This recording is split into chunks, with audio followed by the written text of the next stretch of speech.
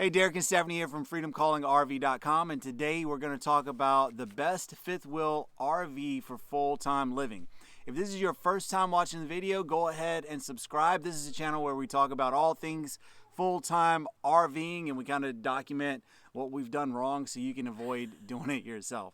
So once you hit subscribe, there'll be a little bell on there. Hit that bell and you'll be notified every time we publish a new video. So we're going to get right into it.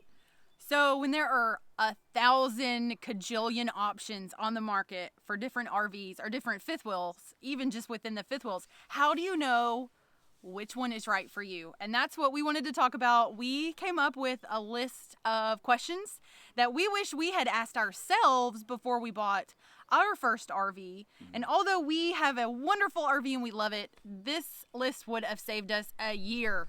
We looked for a year, so it would have saved us a ton of time. We should have answered these questions first, and then... Samson. Thank you.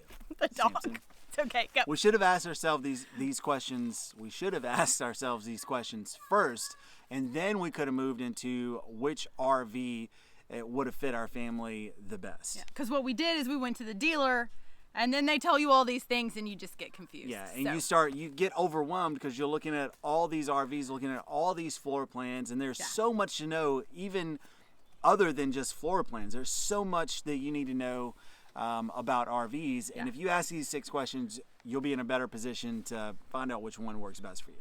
So really quick, I wanted to tell everybody, just because we didn't know when we first started looking, that really within the fifth wheel category, there are 5 types of fifth wheel RVs.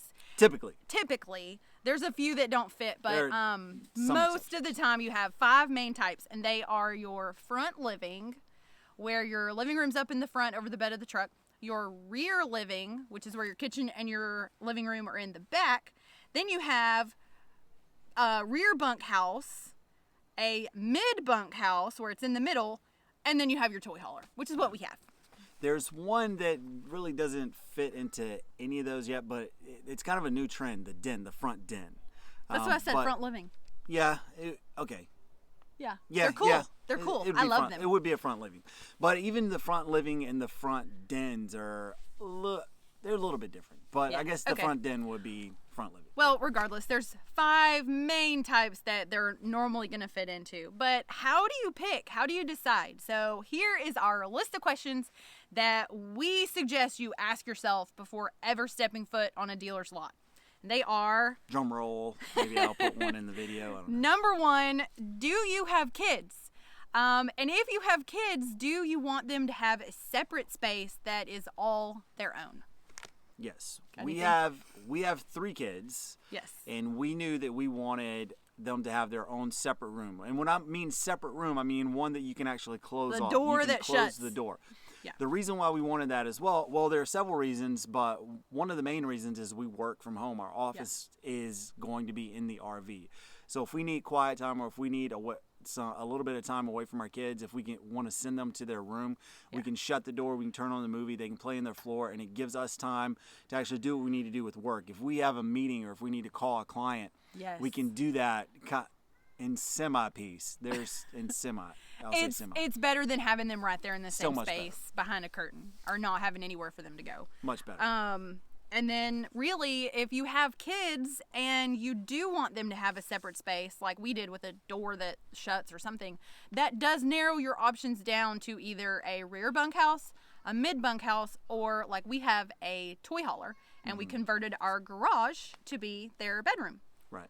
So the rear is their room. And even if you didn't renovate it, most toy haulers have spaces for, the beds and everything. We gutted ours, but that's what we wanted. So it worked best for us, So that's really all about kids. I mean, that's the first thing is, if you have kids, you kind of got to decide, and that that draws a line.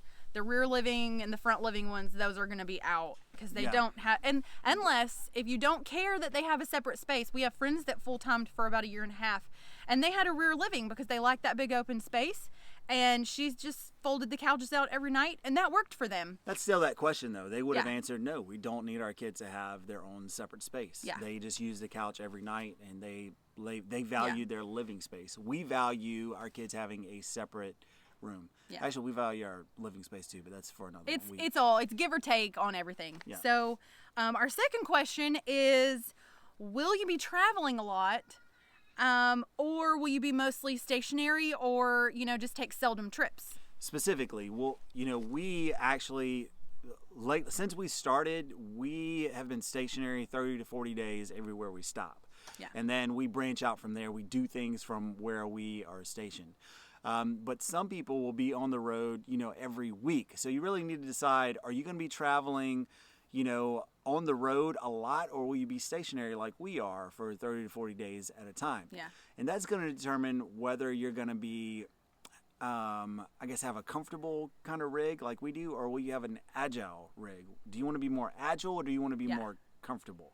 Is that a good way to put it? Yeah, like we have friends that they travel like once a week or faster. And so they have an Airstream, and they are stationary for a lot of the year too, but when they're traveling fast. So they want something where they can fit into all the national parks, all the state parks, any campground. They don't have to worry about it.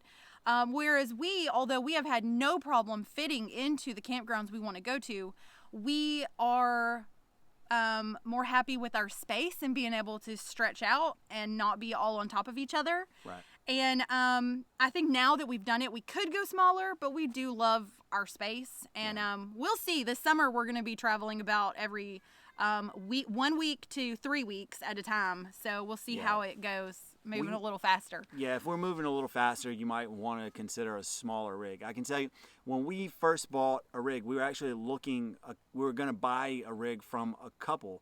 And I remember calling them. They were actually living in it full time. And we couldn't make it to them. They couldn't make it to us, but we could meet in the middle. And I said, well, why don't you just pack up and meet us in the middle if we're going to buy this thing? And that was a stupid question to ask them to do. Now that I know how hard it is. Yeah. To pack up. Sorry, guys. Yeah, you just can't pack up out of nowhere and go when you have a fifth wheel rig that's 40 plus feet long. Yeah, you can, but you really have to keep it ready to go. And now we are keeping it ready to go. When we're stationary for a while, we let things get a little out of sorts. So here's a paradox. This is a general rule. The smaller the rig you have, the more agile you're going to be, the easier it's going to be to pack up and move at a moment's notice. The larger the rig, the more comfortable you're going to be, but the harder it's going to be to actually pack up that rig and go on a moment's notice. So if you have a larger rig, you're going to be in one spot for a longer period of time. Shorter rig, you're going to be able to move more rapidly. And fit in more places. Yeah. Anyway. Did you talk about the national parks? National parks, I think we have not yet stayed in any national parks. We've stayed in several state parks and had no problems. National parks, though, because they were all built many, many years ago when travel trailers and stuff were tiny, the spots and the roads coming in and out, they were just built smaller. So most of today's really big rigs won't fit, and I read somewhere, I think the national average across the parks is like max of 35 feet. But a lot of them are way smaller than that, like 25, 27, something like that. So you just might have depends on problems what you want to do. With a bigger rig. All right. Yeah. So question number 3, do you have pets? And this is a huge one, which we really didn't consider being a huge part of picking our floor plan itself. But it is, because we have 2 big dogs. We have a Rottweiler and a German Shepherd. And they're big. They need a place too, just like our kids. They need a place that they can sprawl out and lay in the floor. We don't want them to be crammed up somewhere and not feel like they have a spot. And if they are sprawled out on the floor, we don't want to be tripping on them. So, yeah. And I will tell you, it is a challenge. If you have 2 big dogs or even 1 big dog, it's a challenge to find a floor plan that is open enough in the living space that you can get around those dogs. I think we kind of got lucky. A lot of them have like the big island in the middle, and although ours does, we are able to maneuver ours, but it does give you something to think about when you're looking at them. Just have that in the back of your mind. Where's my dog's bed going to go, or where are they going to sleep? And where is their food and their water going to go? Because that's a given. You have to have a place for it. And if you have a cat, we have dogs, we don't have a cat. But if you do have a cat, and many people do, where's the litter box going to go? Yeah, think about that. I've got a good segue.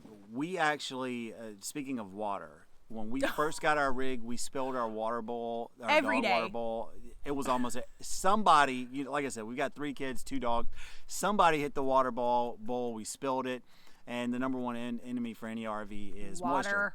So we actually got a spill-proof water bowl, and it's worked great. And I'll actually link that down below. It's the one that the police and law enforcement use for their canines in their cars. Yeah. So it's really cool. It's made to move around. It is great.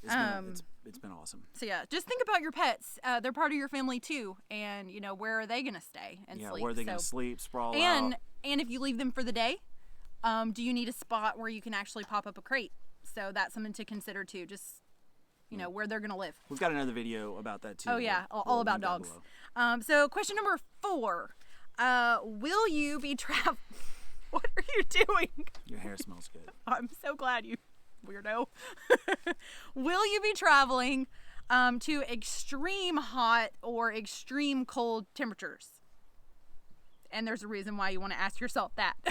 Well, there's many reasons why you want to ask yourself that, but the main one is if you're going to be in a very cold area, then you're going to want some sort of Arctic package or some sort of winter package on your RV, which we didn't know about when we started shopping. And can you explain what I mean by that? And what does that mean? So it actually means not a lot of things. The RV dealers will let you think that it's like all these things it's made to go in the snow and the ice, and you can take it anywhere in the heat and the beach and whatever. That's not actually true. You still have to do some modifying or, planning ahead. But what the biggest thing is that with these Arctic packages or 4-season, whatever they call them, is that you have an enclosed underbelly with heat going to it. So you want to vent in there, so when your heat is running, it's actually pumping warm air down into your underbelly. That cavity with all your pipes and your water. Yeah, so that your water lines don't freeze and your sewer line doesn't. I would say clog. when the dealers tell you, our dog is about to knock over the camera. Stop! Go. Hey, go that way. Get away. Go.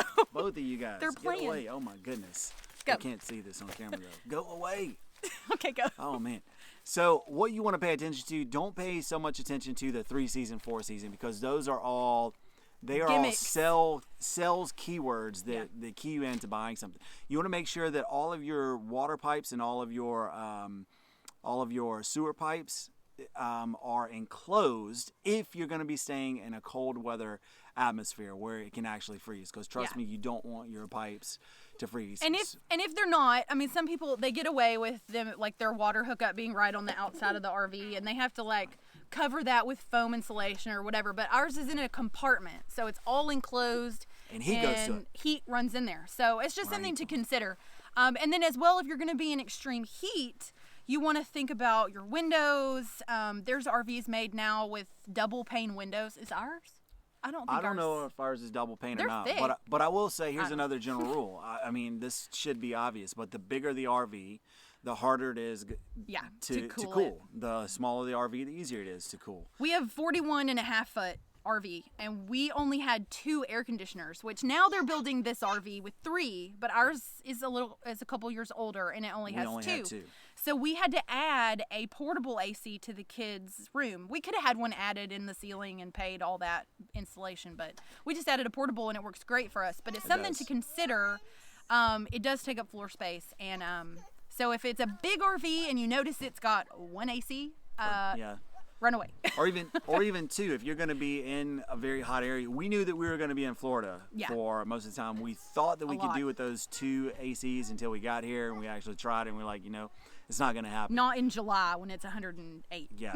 We did outfit our garage. We insulated our garage just by the nature of how we renovated it, and it actually holds in the cool air and the warm air very well. It does. We added 2 pads underneath and a carpet, so it really works well. Something to consider when you're buying is, are you going to be in these extreme situations? And just think about it. Yeah, you should think about those before you even start looking at a floor plan. Yeah. And then the next thing I probably would ask would be the fridge. This is something I was adamant on in the beginning. Okay. It's okay, Michaela. The refrigerators in RVs you're going to get two different kinds. There's either a standard RV fridge, which is electric or propane, and it switches back and forth between the two. Ours does it automatically. I think they all do. So it goes back and forth between propane if it loses power, and then electric if you're plugged in. Crown. Don't you put that on me. All right, keep talking. Okay.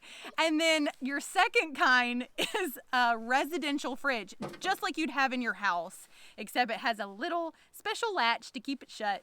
But it's just an electric fridge, just like you'd have at home. And the problem is a lot of the RVs are coming with the residential fridges, and they're beautiful. They're big, stainless steel, like really pretty. However, I was adamant that I did not want one. And most people are like, why? They're so nice. Why wouldn't you want that? And it's not for everybody. But I wanted a standard RV fridge because we knew that we were going to want to boondock quite a lot, be off grid out in the middle of, Utah or wherever. And we didn't want to be reliant on not only power, but like a big battery bank, or we're not prepared to put in solar yet, all those things. I wanted it to be able to run off of propane. You're fine. She's mad. And so propane is pretty cheap. Your RV will run off of propane forever. And I wanted that flexibility. So we did that. And you can keep it on going down the road. You can't keep an electric fridge on going down the road. There's ways to make it happen, I guess, with your inverter on your truck and all this. But yeah, but even then, if you're traveling for a long distance, your inverter it's not going to last. Yeah, it will not. It doesn't charge the batteries. This is another thing that RV dealers will not tell you. Your inverter will not charge your batteries long enough to actually keep that fridge going. So for it's long. Not right. And they will tell you, oh, it works. It just works off your truck. And then they change the subject really quick. Yeah. You'll see it that. doesn't exactly work off your truck. What happens is your truck charges your battery works off of an inverter or a converter, and then that converts DC to AC, which powers your fridge. The problem is your truck batteries, or your truck is not charging that battery fast enough. Your fridge is taking more power than is going in, so it will run out of power eventually. Yeah. Well, sorry, go ahead. I was just going to say about 5 hours. So if you're on the road for more than 5 hours without plugging in, you're going to lose the electricity. We're normally on the road for several days. We like to boondock. Yeah, and if you're boondocking, that makes it even worse. Yeah. So we found that we didn't realize how much we liked our LP fridge or our RV fridge until we were actually boondocking. Yeah. And it lasted forever on propane. It actually never ran out. No. And that was with me cooking and everything. So we will every day. Yeah. We'll boondock like when we're out west and stuff, but we also do overnights when we're traveling a long distance. So we had to kind of quickly move from Texas to Florida, and we decided to just go ahead and knock the drive out and not do a bunch of stops this time. So we overnighted twice in between, in just like a Walmart parking lot one night and Bass Pro Shops one night. And we didn't want to pay for a campground because I'm frugal and don't want to. So we decided we would just park overnight, and that allows us to not worry. I can cook all my food. Everything's in my freezer. It stays frozen. We had ice cream for dessert that night. And don't knock the camera. So you need to decide, again, before you even start looking at floor plans, what kind of fridge do you want? You really need to decide which one you want. And the reason why you need to ask yourself all these questions is because some manufacturers do not support what you want or what you're going to want in these questions. So that's going to determine which manufacturers to go to, and that's going to determine which floor plan that you can actually look at. And if you don't answer these questions before you go looking, you step foot on that dealer's lot, they are really savvy. Yeah. And they will talk you into something you don't want. So they really just know what you want before you go, and you'll be great. Are we going into? I will say as a caveat, and I've got another video for this. I always recommend you buying a used RV. There's some pros in buying a brand new one, but I will tell you the used RVs far outweigh the pros of buying a new RV. check out my other video for that. I'll link it below. Yeah. So another couple of notes just to add, like along with the fridge, is do you want a generator? Most fifth wheels don't come with a generator already built in. Some do. Yeah. The ones that you really get a generator already on is your toy haulers. Yeah. Are you going to be boondocking? Are you going to be staying at parks with power? If you're going to be boondocking for an extended period of time, you're really going to want to consider a generator, an onboard generator. If you're only going to be boondocking a couple of months or a couple of days out of the year or something like that, you can think about an external generator. So do you need an onboard generator? And are you going to have solar installed once you buy it, or a big huge battery bank? You know, there's other options, but for us, we really wanted the peace of mind knowing that we had that backup power source, and so we wanted a generator. So it's just something to consider. Generators come in handy. Yeah, they come in handy. And then I think that's really all of my main things. Yeah, the main questions. Now going into something you need to know, like you're talking about of note.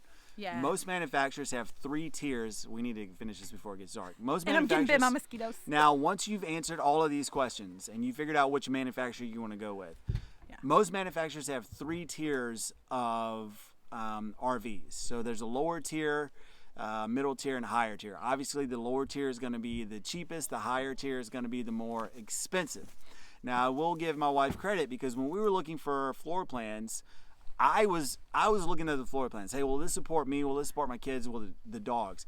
And Stephanie was always slamming cabinets. And I was like, why are you slamming cabinets? And she said, because if the cabinets slam tight and they shut tight and they sound solid, that means that most of the time the whole rig is solid. And I will tell you that I've never appreciated that more now that we live in it full time. Back then, I thought it was ridiculous. I was like, how are you judging this whole thing based off how the cabinet quality shut? But I will tell you there's something to it, because now I go and shut the cabinets in the rigs that we go look at, even just for fun. And you can tell usually when the cabinets feel flimsy and they don't shut tight, then that's usually a sign that it's a lower tier. Or you can see the wood flexing. Right. Now, the reason why that's important, if you're going to be full timing in an RV, if you're going to be hitting the road, putting substantial miles on your rig, then you are going to want, you're not going to want the lower tier. You are definitely going to want to look in the middle and higher tier.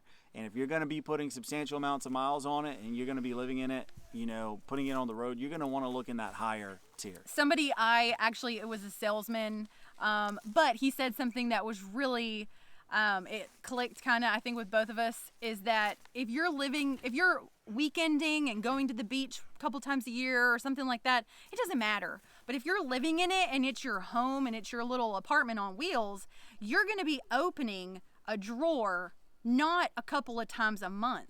You're going to be opening it hundreds of times a month. I probably open our top kitchen drawer 20 times a day because that's where our silverware is. And so I'm constantly open, shut. So that puts a lot of wear and tear. So if you're going to be living in it and it's your home, just make sure that it's going to take the wear and tear. Yeah. So bottom line, in closing, answer those 6 questions and write them down. Answer those 6 questions. Find out what it is that you want and you need in an RV. And then look at your manufacturers and the floor plans. Yep. Once you find the floor plan that you want, most manufacturers have the same floor plans in the higher tiers. So if you find a lower tier floor plan that you like, there's most of the time a higher tier floor plan, like the Jayco There's like North the Point. Jayco North Point, and then there's the Jayco Eagle, and then, the Pinnacle, the North Point, the Eagle, and then they have a few below that. Like the Eagle's still really nice, but they got like 6 tiers. So there's just the higher you go up, the higher build quality is going to be, et cetera, et cetera. Yeah. And even some manufacturers have ones that are rated for full-time living, and that's a whole nother video. Yeah. We don't have one of those. Answer the questions, manufacturer, pick a higher tier. Don't pick the lower tier, and that's how you find your perfect RV? fifth wheel RV in 2019, right? And now we got to close because it's getting too dark and I'm getting bit by mosquitoes in my face. All right. Bye-bye. This 24-minute long video.